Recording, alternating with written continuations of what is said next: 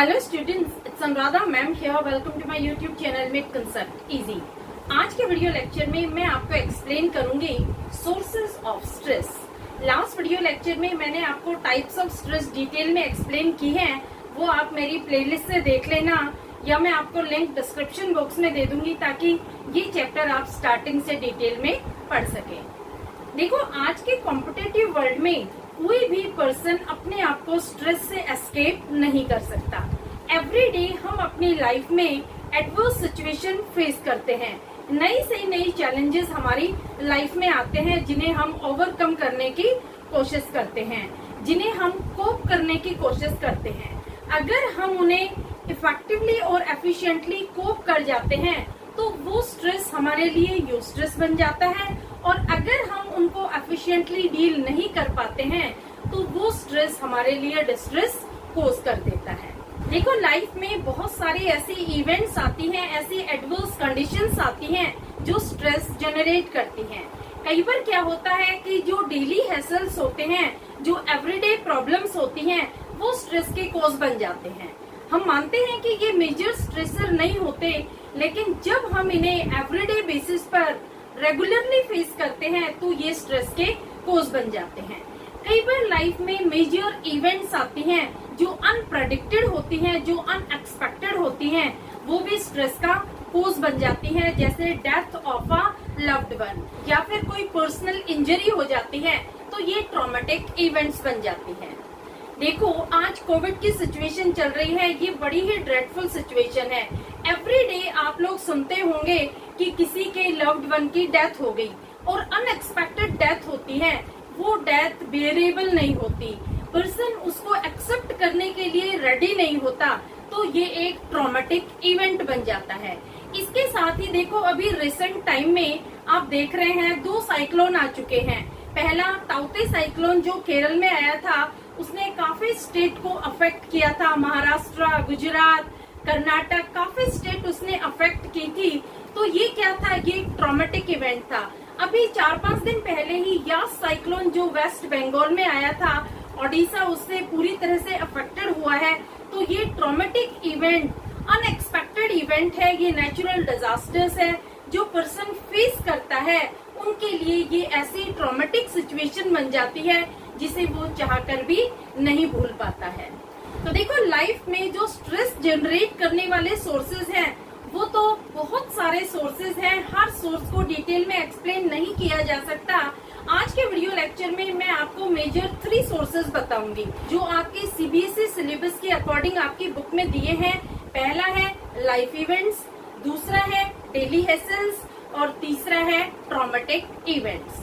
तो क्या होते हैं ये सब मैं आपको डिटेल में एक्सप्लेन कर रही हूँ। पूरा लेक्चर कंसंट्रेशन के साथ देखना ताकि आपको अच्छे से कंसेप्ट क्लियर हो जाए। तो सबसे पहले हम लेते हैं लाइफ इवेंट्स। लाइफ इवेंट्स में क्या आएगा? Changes both big and small, sudden and gradual, create stress, affect our life. देखो, हमारी लाइफ में चेंजेस चाहे स्मॉल हो या फिर बिग हो, चाहे चेंजेस सडन हो या फिर ग्रेजुअल हो, हर चेंज एक स्ट्रेस क्रिएट करता है। ये बात बिल्कुल क्लियर है कि अगर चेंजेस स्मॉल है या ग्रेजुअल हैं तो उन्हें हम कॉप करने में एबल हो जाते हैं, उन्हें हम इजिली कॉप कर लेते हैं। लेकिन अगर चेंजेस लाइफ में सडन आते हैं या फिर बड़े चेंजेस होते हैं तो उनके साथ कॉप नहीं किया जा सकता, उनको इफेक्टिवली और एफिशिएंटली हम ओवरकम नहीं कर सकते, तो वो स्ट्रेस का कोज बन जाते हैं। तो आप स्मॉल चेंजेस में क्या लिखेंगे?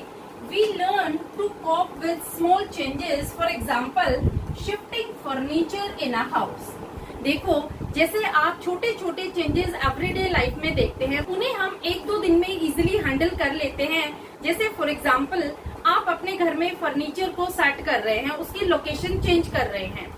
जैसे आप बेड की लोकेशन चेंज करते हैं, अलमीरा की लोकेशन चेंज करते हैं, अपने ड्रेसिंग टेबल की लोकेशन चेंज करते हैं, तो 1-2 दिन आपको थोड़ा सा अनईजी फील होगा, लेकिन उससे आप 2-3 दिन बाद इजिली कॉप कर जाएंगे। आप उसके अकॉर्डिंग अपने आप को एडजस्ट कर लेंगे।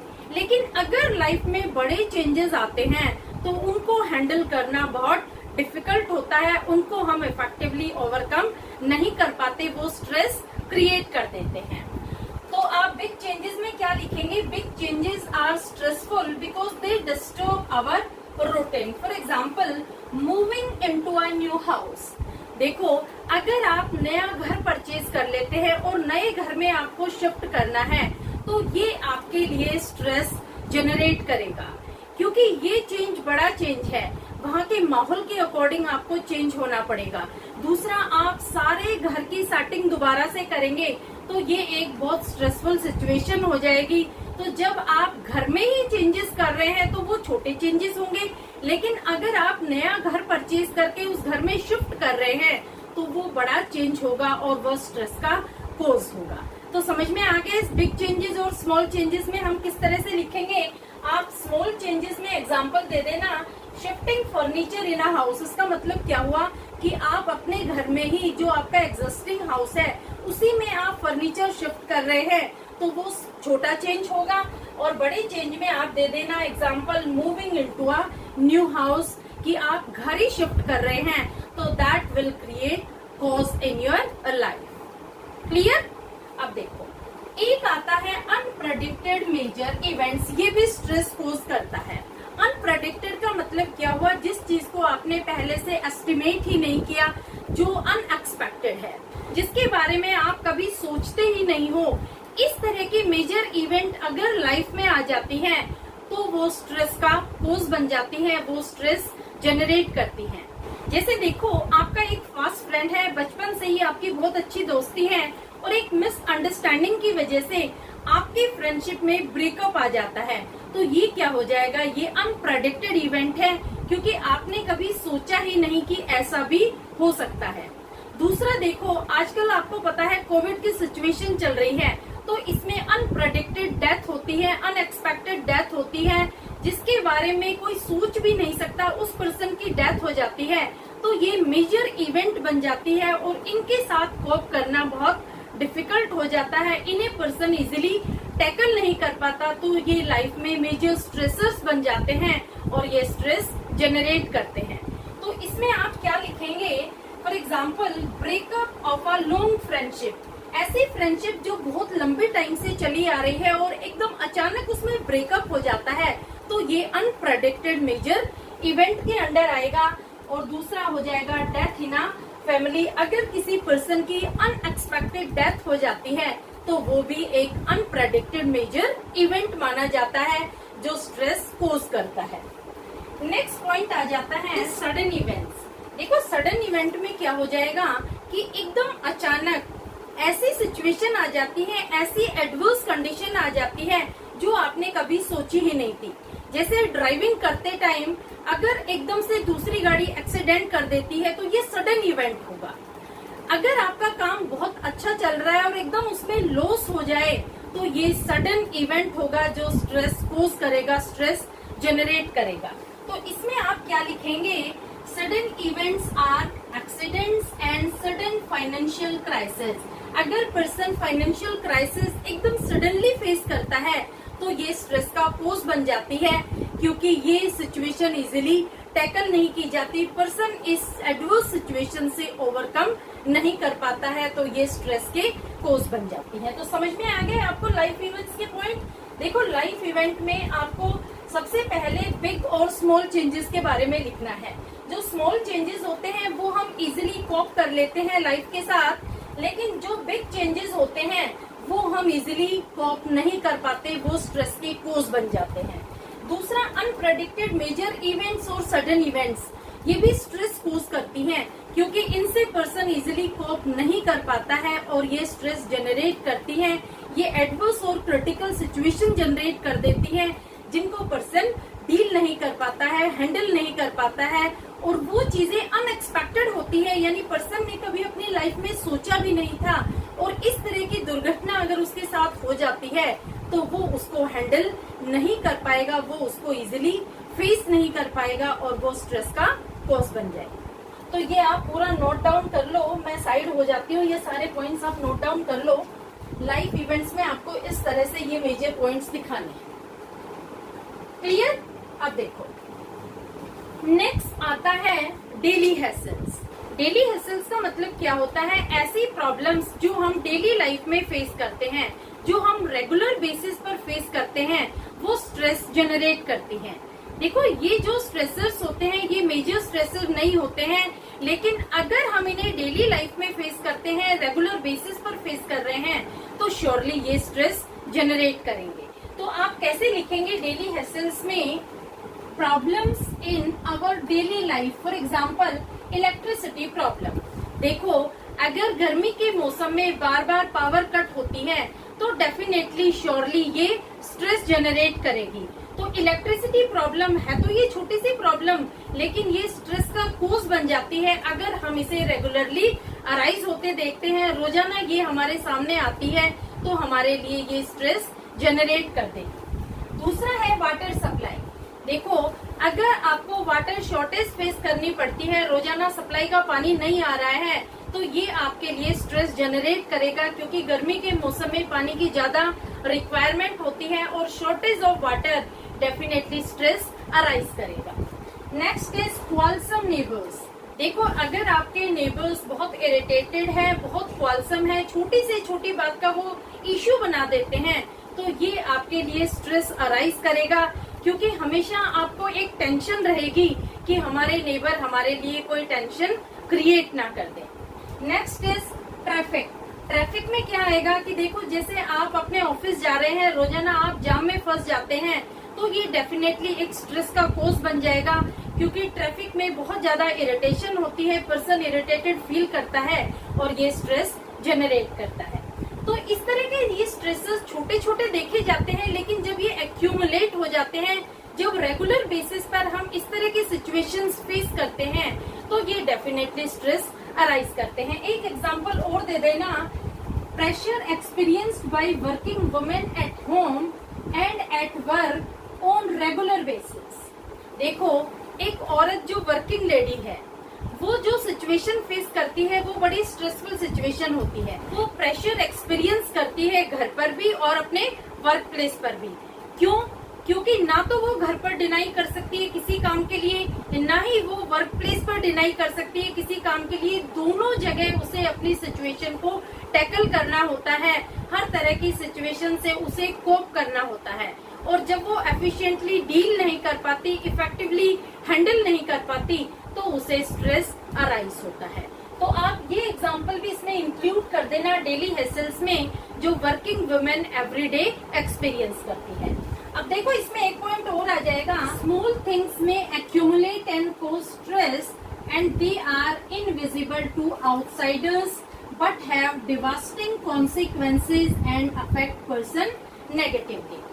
देखो, ये चीजें देखने में छोटी छोटी लगती हैं, जो ये डेली हैसल्स होते हैं, एवरीडे प्रॉब्लम्स होती हैं लाइफ की, देखने में जो आउटसाइडर्स होते हैं उनको दिखाई नहीं देती है, लेकिन जब ये एक्यूमुलेट हो जाती हैं तो इनके जो कॉन्सिक्वेंसेज होते हैं बहुत ज्यादा डेवास्टिंग होते हैं, बहुत ज्यादा डेंजरस होते हैं, बहुत ज्यादा नेगेटिव होते हैं।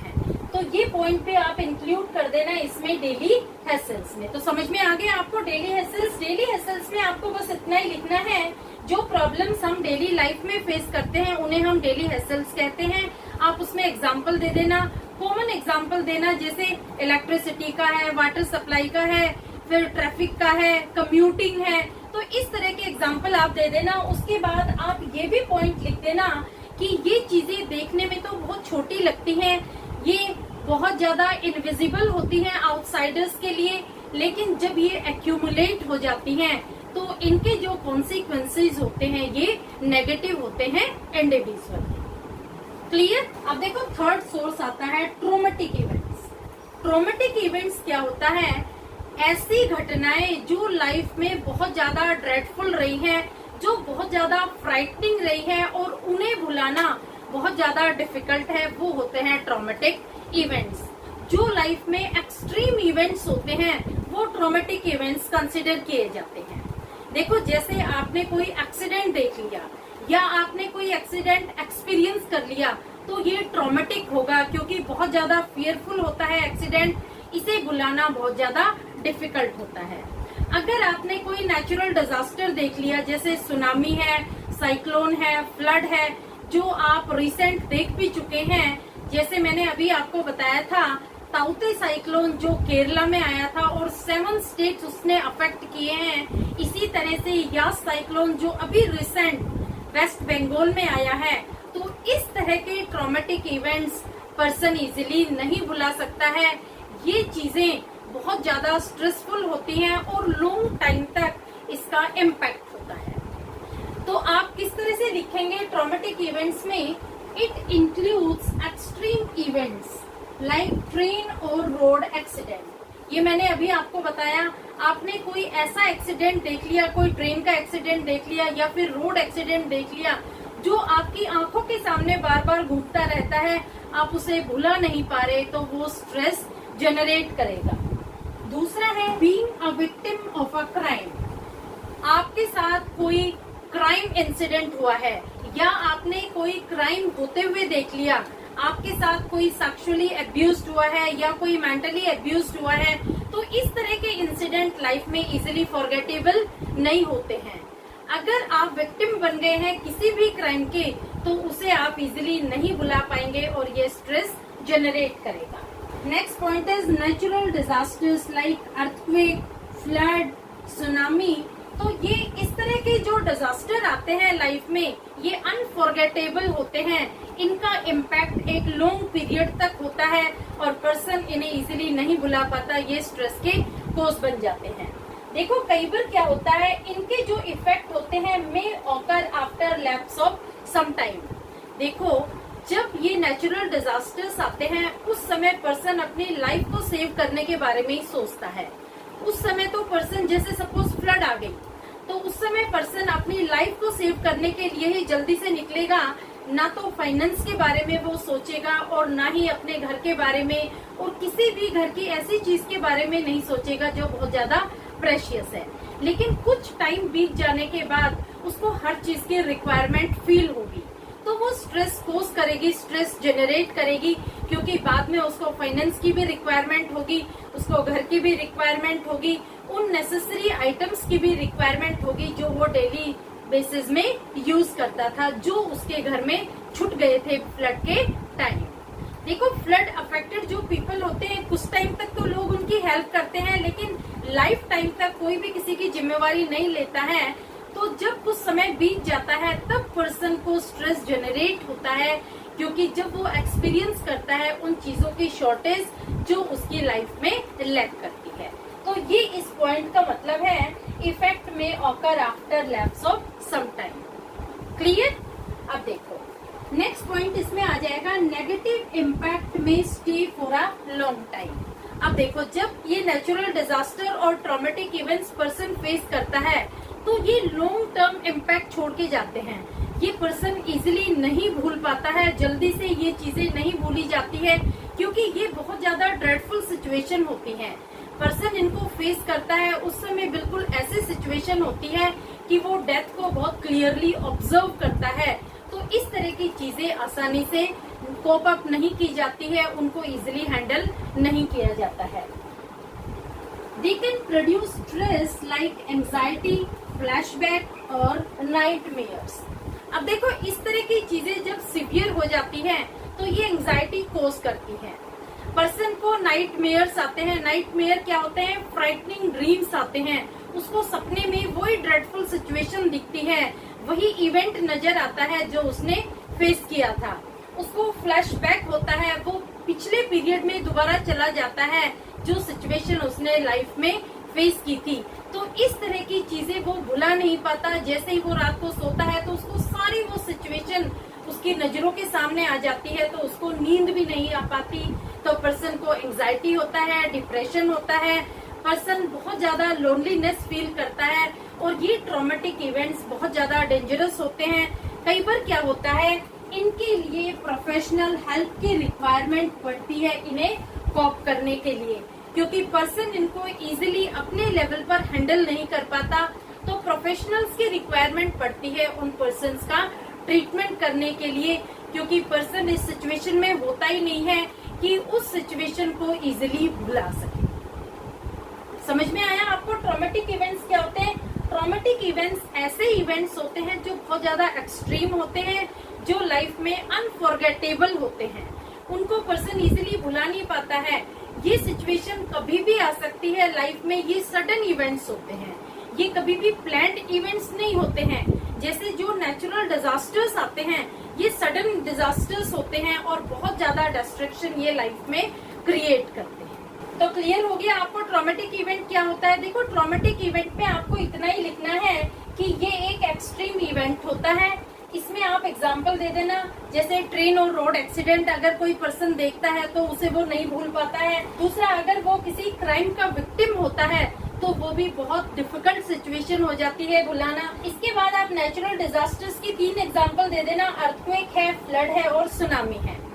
ये जो नेचुरल डिजास्टर्स होते हैं ये स्ट्रेसफुल तो होते ही होते हैं, लेकिन कई बार क्या होता है कि इनका जो इम्पैक्ट होता है वो कुछ समय बीतने के बाद पर्सन रियलाइज करता है। तो ये भी आपको लिखना है कि इफेक्ट में occur after lapse of some time. अब देखो, इसमें 2 पॉइंट और लिख देना आप कि जो नेगेटिव इम्पैक्ट होते हैं ये ऐसे होते हैं कि लॉन्ग टाइम तक स्टे करते हैं और ये डिप्रेशन के, एंजाइटी के, नाइटमेयर्स के कारण बन जाते हैं। इनको ट्रीट करने के लिए प्रोफेशनल्स की रिक्वायरमेंट होती है। तो ये खत्म हो जाता है आपका ट्रॉमेटिक इवेंट्स। तो होपफुली आपको सोर्सेज ऑफ स्ट्रेस क्लियर हो गए होंगे। जब एग्जाम में क्वेश्चन आता है तो आपको 3 ही सोर्स लिखने हैं। पहला है लाइफ इवेंट, दूसरा है डेली हैसल्स और तीसरा है ट्रॉमेटिक इवेंट्स। क्लियर? आप ये सारे पॉइंट्स नोट डाउन कर लो। देखो, मोस्ट प्रोबेबली आपके एग्जाम कंडक्ट किए जाएंगे, इसलिए बहुत ज्यादा ध्यान से फुल कंसंट्रेशन के साथ आप सारे टॉपिक्स, सारे चैप्टर्स तैयार कर लेना। मैंने ऑलमोस्ट सारे चैप्टर्स के वीडियोस अपलोड किए हैं। आप मेरे चैनल को सब्सक्राइब कर लेना, मेरी प्लेलिस्ट चेक कर लेना। सारे टॉपिक्स आपको एक सीरीज में मिलेंगे, जैसे आपको एनसीईआरटी में दिए हैं उसी ऑर्डर में मैंने सारे टॉपिक्स एक्सप्लेन किए हैं। प्लीज मेरे वीडियोस का लिंक आप अपने फ्रेंड्स को जरूर शेयर कर देना, क्योंकि ये एक स्ट्रेसफुल सिचुएशन है। बच्चे इस समय स्ट्रेस के अंडर काम कर रहे हैं, तो मैं चाहती हूँ मेरे वीडियोस से हर बच्चे को बेनिफिट मिले और वो स्ट्रेस फ्री हो जाए, अपना एग्जाम वो अच्छे से दे पाए और अच्छे मार्क्स वो स्कोर करें।